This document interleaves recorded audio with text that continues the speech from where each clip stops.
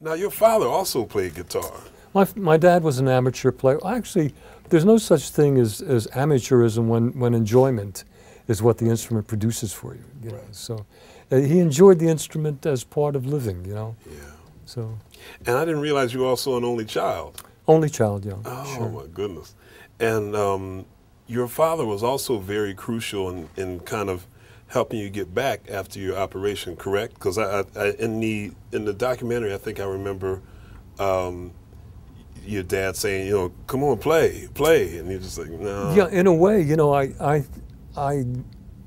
gee, there is no value with regards to right or wrong, good or bad.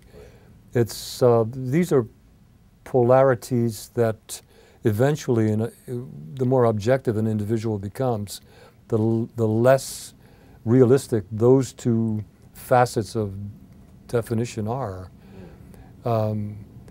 What he found necessary to insist upon constantly was for me to re-become what I used to be.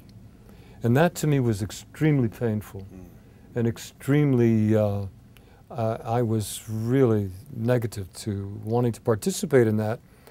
And in a sense, it magnified my own procrastination during those periods of recovery. And to procrastinate was to sit back and ponder what you want to do with your life. Well, that's what you're doing with your life. And that's what procrastination is.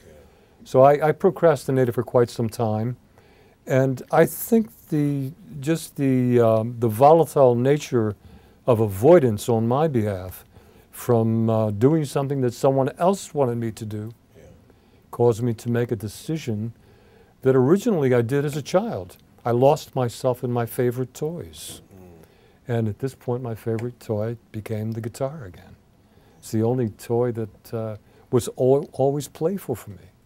So I got back into the instrument almost like a place to meditate, a place to be by myself and not worry about anything and to lose myself in it.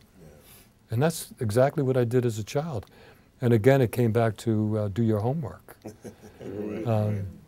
Only it was you saying it to yourself. Now it was me saying it to myself, primarily because the one thing I did miss was social interaction and wanting to come back out of my recluse, you know.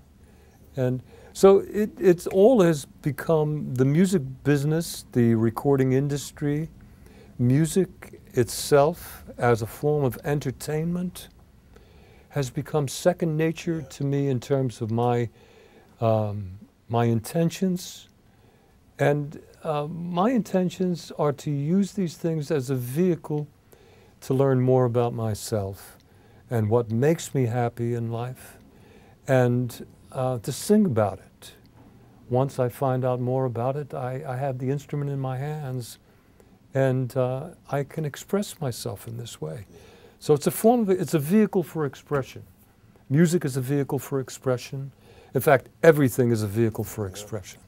All things are that way. And I love that. I just love that. Yeah. One thing I was dying to ask you about to hear you kind of get into was your time playing with Lloyd Price. Well, I don't think a lot of people know you played with Lloyd. Sure. What's the personality? Some of the greatest days of my existence, my earlier years, what I do remember. I went with Lloyd Price at the age of 15, going on 16, and I remember the bus that we used to be in, a 1948 bus, school bus, with no heat in it, and the foolishness of the lack of experience when you'd put newspaper in a can when it got so cold, and suddenly, lit it up, and suddenly the bus was full of smoke, and everyone was on the highway freezing, cold, you know. And I was the only Caucasian in the band at that time, and we would go toward Mississippi through the South, And I would go into the store and get 36 hamburgers and 18 Cokes and 13 coffees, you know, and one by one take bags back to the bus, you know. And in the band was, was Tommy and Stanley Tarantine. The drummer in the band was Charlie Persip.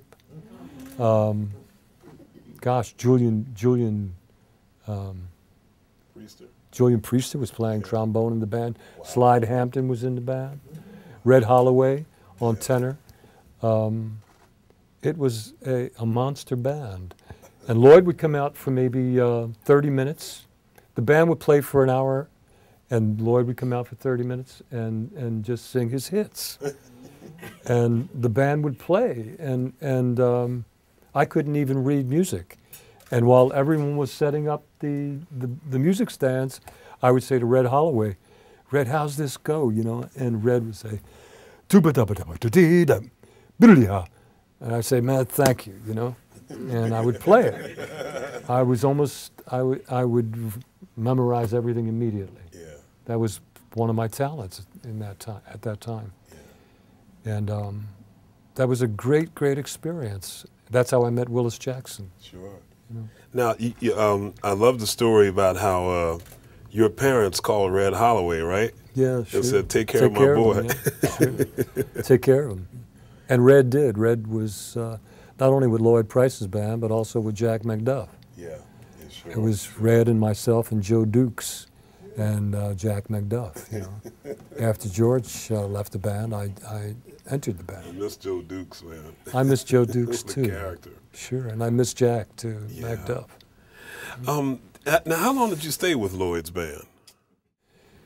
Off and on, I stayed with Lloyd's band throughout the early '60s until maybe 1963. Mm-hmm. From 1961 to 1963, and then off and on. Jimmy Heath was in the band. Wow. You know. Wow. It was an amazing band. It was a band. It was really a big band. You know, it wasn't just pop hits. Yeah. It was a band. I mean, Onzie Matthews was another arranger along with Slide Hampton that did charts for the band. And there was some great music. It was just some great stuff. Now, do you happen to recollect your first visit to Harlem? Vaguely. I remember points in it that have been repetitiously portrayed throughout the years, and I think that that's become subliminal to me. Sure. That reemerges automatically because whenever someone brings it up, that immediately explodes on.